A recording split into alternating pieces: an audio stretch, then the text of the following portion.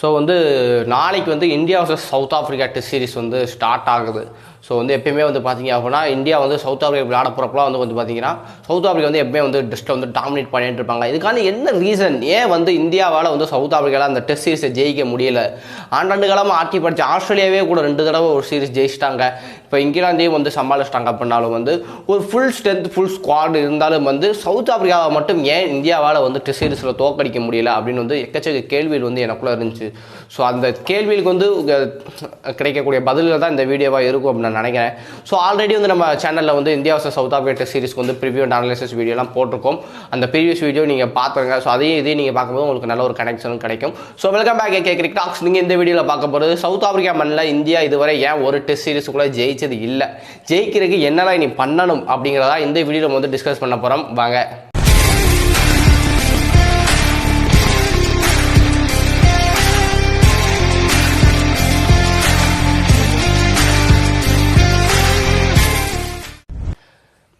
First south ஆஃப்ரிக்காவில் பார்த்தீங்கன்னா India ரொம்ப காலமாக ஏர்லியராக விளையாண்டுட்டு இருக்காங்க. கிட்டத்தட்ட ஒரு சச்சின் நேரா, டிராவிட் நேரா, தோனி, கோலி அப்படின்னு ஒரு எக்கச்சக்க கிரேட்டஸ்ட் பிளேயர்ஸ் ஒரு கிரேட்டஸ்ட் டீமோட போனாலும் அவங்களை அசைக்கவே முடியலை. அவங்க அந்த ஃபாஸ்ட் பாலர்ஸ் போடுற பவுன்ஸருக்கு இந்தியன் பேட்ஸ்மேனுக்கு எப்பயுமே ஒரு பதிலே இருக்காது. அவங்க அதாவது அவங்க பண்ணுற ஸ்லெட்ஜிங்ஸோ அவங்க போடக்கூடிய அந்த ஸ்விங் பவுலிங்ஸ்க்கு நிறைய டைம் க்ளூனஸ் இல்லாமல் தான் நம்ம தோற்று வெளியே வந்திருக்கோம். ஒயிட் வாஷும் எக்கச்சக்க தடவை ஆயிருக்கும். அப்படிங்கும்போது இதுக்கான ரீசன்களை என்ன அப்படின்னு தேடி பார்க்கும்போது எனக்கு கிடைச்ச ஒரு ஃபர்ஸ்ட் பாயிண்ட் என்ன அப்படின்னா, சவுத் ஆஃப்ரிக்கா இருக்கக்கூடிய பிச்சர்ஸ் இங்கே இந்தியாவில் இருக்கக்கூடிய பிச்சுக்கும் சவுத் ஆஃப்ரிக்கா இருக்கக்கூடிய பிச்சுக்கும் ரொம்பவே டிஃப்ரெண்ட் இருக்கும். ஏன்னா இப்போ இந்தியாவில் எப்படி இருக்கும் அப்படின்னா அந்த மண், அதாவது பிச் அப்படிங்கிறத அந்த நேச்சர் ஆஃப் சாயில்னு ஒன்று இருக்குது. இந்தியாவில் மண் எப்படி இருக்கும்னா நேச்சராக ஒரு மாதிரி பொறுப்புன்னு இருக்கும். அதாவது கலண்டு ஈஸியாக கலண்டுரும். இப்போ ரெகுலராக ஒரு இடத்துல நம்ம ஒரு பேட்டை வச்சு சிம்பிளாக தட்டினோம்னாலோ இல்லை பால் அந்த இடத்துல நம்ம போட்டு விளாண்டுக்கும் போது அந்த இடத்துல அந்த இடம் பேந்துடும். இதே சவுத் ஆஃப்ரிக்கா அந்த மாதிரி இருக்காது. நல்லாவே கெட்டியாக இருகலாக இருக்கும் இந்த மண். ஸோ சீக்கிரம் பேந்து போகாது, உடையிறது வேற பேந்து போகாது. ஸோ அவ்வளோ டஃப்பாக இருக்கக்கூடிய இடத்துல அந்த பவுன்ஸ் ரொம்பவே அதிகமாக இருக்கும். ஸோ இந்தியா அந்த மாதிரியான பவுன்ஸ் எதிர்பார்க்க முடியாது. ஸோ இப்போ இந்தியாவில் ஒரு ஆவரேஜ் பவுன்ஸ், ஒரு பேக்கப் லென்த் பவுன்ஸ் எங்கே வரும்னா இந்த இடுப்பு கிட்ட அந்த ரேஞ்சில் தான் வரும். பட் அதே சவுத் ஆஃப்ரிக்காவில் அந்த பேக்கப் லென்த் பால் பார்த்தீங்க அப்படின்னா அந்த இடுப்புக்கும் அந்த ஜெஸ்ட்டுக்கும் இடைப்பட்ட ஹெயிட்டுக்கு வரும். ஸோ அந்த ஃபர்ஸ்ட் டைம் அங்கே நம்ம ஃபேஸ் பண்ணுறோம் அப்படின்னா ரொம்பவே டிஃபிகல்ட்டாக இருக்கும்போது அதுக்கு இந்தியாவில் அந்த பேக்கப் லென்த் நம்மளால் ஈஸியாக ஒரு கட் ஷாட் அடிக்க முடியும். பட் சவுத் ஆஃப்ரிக்கா அந்த மாதிரி நம்ம ட்ரை பண்ணோம் அப்படின்னா அப்படியே போய் பாயிண்ட் கையில் விழுந்துடும். ஸோ அந்த மாதிரி டிஃபிகல்ட் இருக்குது. ஸோ அதுதான் அந்த ஃபர்ஸ்ட் டைம் அந்த பிச்சுக்கு போகும்போது அட்ஜஸ்ட் பண்ண முடியாது நிறைய பிளேயர்ஸ். ஏன்னா இப்போ கூட எத்தனையோ விதமான டெக்னிக் இருக்குது. ஏன்னா இப்போ புது அதே ஏர்லியராக ப்ரிப்பேர் ஆகுறாங்க. சீக்கிரமே பார்த்தீங்கன்னா இப்போ அந்த கண்ட்ரிக்கு போயிட்டு ப்ரிப்பரேஷன் பண்ணுறாங்க. ஸ்டார்டிங்கில் அப்படிலாம் இருக்காது. அதாவது அந்த சீரிஸ் ஆரம்பிக்கிறதுக்கு ஒரு வாரம் என்னமோ தான் போவாங்க. போன உடனே சீரிஸ் ஆடுற மாதிரி இருக்கும். ஸோ அந்த மாதிரி விஷயங்கள் இருக்குது. அதாவது நம்ம பவுலர்ஸும் அந்த லென்த்தை அவங்களால கண்டுபிடிக்க முடியாது. ஏன்னா ஃபஸ்ட் டைம் அந்த மாதிரி பிச்சில் போடும்போது எந்த லென்த்தில் எந்த ஏரியாவில் போடுறது அப்படிங்கிறது டிஃப்ரெண்ட்டாக இருக்கும். ஸோ அவங்க சவுத் ஆஃப்ரிக்கா அங்கேயே இருக்கனால அவங்களுக்கு அந்த பிச்சிலேருந்து நிறைய ஹெல்ப் எடுப்பாங்க. ஸோ அது ஒன்று இருக்குது. செகண்ட் பாயிண்ட் பற்றி நம்ம பேசும்போது டெஃபினட்டாக பால் வேரியேஷன் இருக்குது. இப்போ இந்தியாவில் சவுத் ஆஃப்ரிக்கா இந்தியா, ஸ்ரீலங்கா, பங்களாதேஷ்லாம் எஸ்ஜி பால் தான் யூஸ் பண்ணுவோம் அதிகமாக. எஸ்ஜி பால் இப்போ நம்ம இங்கே யூஸ் பண்ணக்கூடிய பால். இதே நம்ம சவுத் ஆஃப்ரிக்கா பக்கம் வெஸ்ட் இண்டீஸ் பக்கம் போனோம்னா அவங்க கொக்குபுரா பால் யூஸ் பண்ணுவாங்க. கொக்குபுரா பாலுக்கும் எஸ்ஜி பாலுக்கும் என்ன மாதிரியான இது இருக்கும்னா ஸ்டிச்சஸ் ரெண்டுக்குமே வேறுபடும்.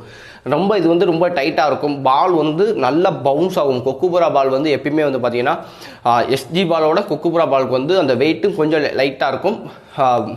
பால் நிறையவே பவுன்ஸ் ஆகும். அப்படிங்கும்போது ஃபஸ்ட் டைம் அந்த பாலை ஃபேஸ் பண்ணும்போது அந்த பவுன்ஸ் நமக்கு வேரியேஷன் தெரியும்.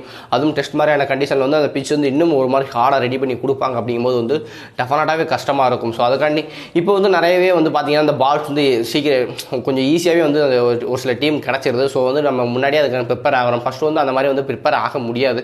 அந்த பாலை நீங்கள் சவுத் ஆஃப்ரிக்காவில் அந்த பால் வச்சு விளாட்றப்ப சவுத் ஆஃப்ரிக்கா போனால் தான் அந்த பால் பார்க்க முடியும். இப்போ டேரெக்டாக அங்கேருந்து எக்ஸ்போர்ட் பண்ணி இந்தியாவில் வச்சு இப்போ நிறைய பிளேயர்ஸ் அந்த மாதிரி ப்ரிப்பேர் ஆகிறாங்க. ஸோ அது இப்படி இருந்துமே பார்த்தீங்கன்னா இப்போ வரைக்கும் ஜெயிக்க முடியலை. இப்போ லாஸ்ட்டாக 2021 போனப்போ கூட நம்ம ஒரே ஒரு மேட்ச் மட்டும் ஜெயிச்சோம். மற்றபடி அந்த எல்லா மேட்சுமே தோத்துட்டோம். அப்படிங்கும்போது அந்த பால்ஸ் வேரியேஷன் இருக்குது. ஸோ அதுவும் ஒரு ரீசனாக நம்ம பேசலாம். செகண்ட் பேட்ஸ்மேன்ஸோட மைண்ட் செட் ஒன்று இருக்குது. ஏன்னா இப்போ தான் அந்த பார்த்தீங்கன்னா ஒரு மாதிரி ஸ்லெட்ஜிங்லாம் குறைஞ்சிருக்கு.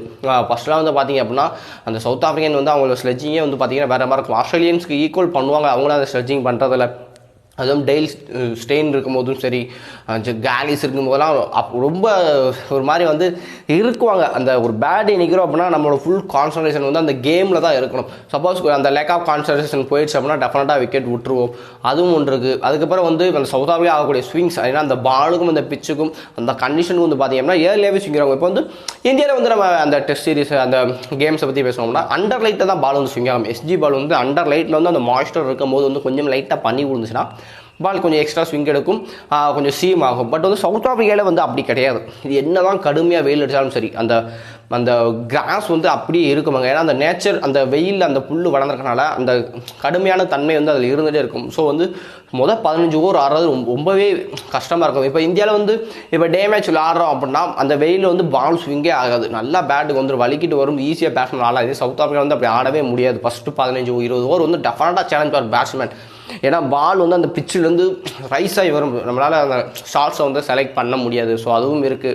அதுக்கப்புறம் ரேஞ்ச் ஆஃப் ஷார்ட்ஸை பற்றி பேசணும். ஏன்னா இந்தியாவில் வந்து நீங்கள் வந்து அதிகமாக ஃபுல் ஷாட் அடிக்கிறதுக்கான வேலைகளே இருக்காது. ஏன்னா அந்தளவுக்கு பவுன்ஸ் வந்து இந்தியாவில் வந்து யாரும் அதிகமாக போட மாட்டாங்க.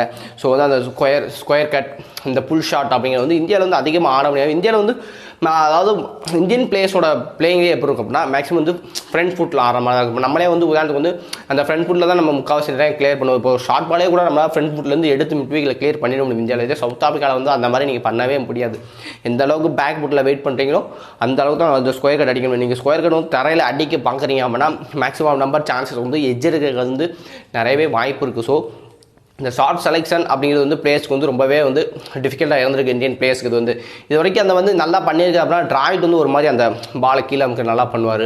சச்சின் வந்து நல்லா பண்ணியிருக்காரு. விராட் கோலி இங்கே 2018 வந்தப்போ அற்புதமே பண்ணார். அதுவும் ரொம்பவே பேஷண்ட்டாக இருக்கணும். நீங்கள் சவுத் ஆஃப்ரிக்காவில் நீங்கள் பேட்டிங் பண்ணுறீங்க அப்படின்னா உங்களுக்கான அந்த ரேஞ்ச் ஆஃப் பால்ஸ்க்கு வந்து நீங்கள் வெயிட் பண்ணிகிட்டே இருக்கணும். நீங்கள் வந்து ஏர்லி ஷாட்டுக்கு வந்து கமிட் ஆக முடியாது. பால் லைட்டாக மேலே இருக்க மாதிரி இருக்கும். சப்போஸ் நீங்கள் பேட்டை நீட்டிங்க அப்படின்னா அந்த ஸ்விங்கில் எட்ஜ் எடுத்து செகண்ட் ஸ்லிப்போ தேர்ட் ஸ்லிப்லேயே போய் டெஃபினட்டாக விழுந்துடும். ஸோ அதுக்கும் நீங்கள் ரெடியாக இருக்கணும். வந்து ஒரு கம்படிட்டிவான டெஸ்ட் சீரிஸ் இந்தியாவுக்கு. இந்த தடவை வந்து இந்தியா அந்த சீரீஸில் ஜெயிப்பாங்களா, அதுக்கு ஜெயிக்கிறதுக்கு இந்தியாவுக்கு என்னெல்லாம் பண்ணணும் அப்படின்னா ஃபாஸ்ட் பவுலர்ஸோட இம்பார்ட்டன்ட் வந்து இங்கே ரொம்பவே முக்கியம். ஏன்னா அவங்க வந்து அந்த ஸ்விங்கை வந்து எந்த அளவுக்கு கட்டுப்படுத்தி போடுறாங்களோ, அந்த பவுன்ஸ் வந்து எந்த அளவுக்கு அவங்க எக்ஸ்ட்ராக்ட் பண்ணுறாங்களோ கரெக்டாக அந்த லைன்லேருந்து வந்து ரொம்பவும் விட்டு கொடுக்காம ரொம்பவும் ஷார்ட்டாக போடாமல் போகிறாங்களோ அதை வச்சு தான் அந்த எவ்வளோக்கு எவ்வளோ ஏர்லியாக வந்து நீங்கள் அந்த 20 விக்கெட் 2 நிமிஷம் சேர்த்து எடுக்க முடியுமோ அந்த அளவுக்கு நீங்கள் எடுத்தீங்க அப்படின்னா டெஃபினட்டாக அவங்கள வந்து நீங்கள் ஜெயிக்கலாம். அதுக்கான வாய்ப்புகள் அதிகமாகவே இருக்குது. அதனால பேட்ஸ்மேன் பக்கம் பேசும்போது வந்து பேஷனாக நீங்கள் வெயிட் பண்ணிகிட்டே இருக்கணும். அதாவது லைட்டாக பால் மேலே வர மாதிரி இருக்குது அப்படின்னா நீங்கள் வந்து பேட்டை நீட்டிடக்கூடாது.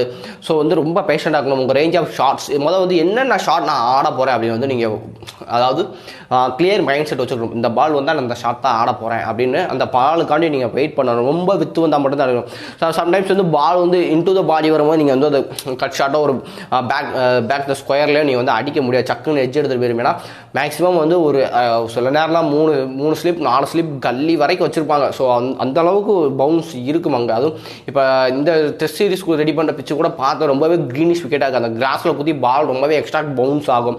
நார்மல் லென்த்லேருந்து கூட இடுப்பளவுக்கு வரும். அப்படிங்கிறப்ப வந்து ரொம்ப பேஷண்ட்டாக வெயிட் பண்ணணும். பாலை லீவ் பண்ண தெரிஞ்சிருக்கணும் உங்களுக்கு. அதுதான் பேசிக் குவாலிட்டி. சவுத் ஆஃப்ரிக்காவில் வந்து நீங்கள் பேட்டிங் ஆடுறீங்க அப்படின்னா ஒரு பேட்ஸ்மேனோட ஃபஸ்ட்டு குவாலிட்டி என்ன அப்படின்னா பாலை லீவ் பண்ண தெரிஞ்சிருக்கணும். எந்த பால் ஆடணும் எந்த பால் ஆடக்கூடாது அப்படிங்கிறது வந்து நீங்கள் தெளிவாக தெரிஞ்சிருந்தீங்க அப்படின்னா டெஃபினட்டாக வந்து உங்களால் ஒரு பெரிய ஸ்கோர் போக முடியும். ஸோ அந்த விதத்தில் வந்து ரோஹித் சர்மா, கேஎல் ராகுல் அதெல்லாம் அற்புதமாக பண்ணுவாங்க. விராட் கோலிலாம் பால் வந்து எந்த பாலை வந்து லீவ் பண்ணணும் எந்த பாலை ஆடணும் அப்படிங்கிறது வந்து அவங்க கிளியர் இருப்பாங்க. ஸோ இவங்க 3 பேரும் சேர்ந்து பெர்ஃபார்மன்ஸ் பண்ணுற பட்சத்தில் ஒரு பெரிய ஸ்கோர். என்னை பொறுத்தவரை சவுத் ஆஃப்ரிக்காவில் வந்து ஒரு 350 380 அப்படிங்கிற ஸ்கோருக்கு நம்ம போயிட்டோம் அப்படின்னாலே அதே வந்து பெரிய ஸ்கோர். அதாவது ஃபர்ஸ்ட் இன்னிங்ஸில் ஒரு லீடு நீங்கள் ஒரு 100 ரன் லீடு எடுத்துட்டீங்க அப்படின்னாலே அது ஜெயிக்கக்கூடிய ஸ்கோர். ஸோ அதை வந்து இந்தியா பண்ண பார்க்கணும். ஸோ வந்து பாஸ் பவுலர்ஸ் வந்து ஏர்லியாக விக்கெட் எடுக்கணும். ஸோ அதுவும் இருக்குது. ஓப்பனர்ஸ் வந்து அந்த எந்த அளவுக்கு நேரத்தை கடத்த முடியுமோ அந்த அளவுக்கு நீங்கள் எந்த அளவுக்கு நீங்கள் பால் அண்ட் டைம் ஸ்பெண்ட் பண்ணுறீங்களோ பிச்சில் இருந்து அந்த அளவுக்கு உங்களுக்கு நிறைய ரன்ஸ் போகிற வாய்ப்புகள் இருக்குது. ஸோ அதுவும் பார்க்கணும். சேசிங் வந்து ரொம்பவே கஷ்டமாக இருக்கும். அப்படிங்கிறப்ப முடிஞ்ச அளவுக்கு டாஸ் பண்ணி ஃபஸ்ட் பேட்டிங் எடுத்தால் ஒரு மாதிரி சான்சஸ் அதிகமாக இருக்குது. ஸோ இந்தியா வந்து இதெல்லாம் சேர்ந்து பண்ணுற பட்சத்தில் டெஃபினட்டாக வந்து சவுத் ஆஃப்ரிக்காவில் வந்து இந்த சீரிஸை வின் பண்ண முடியும். அதுவும் 2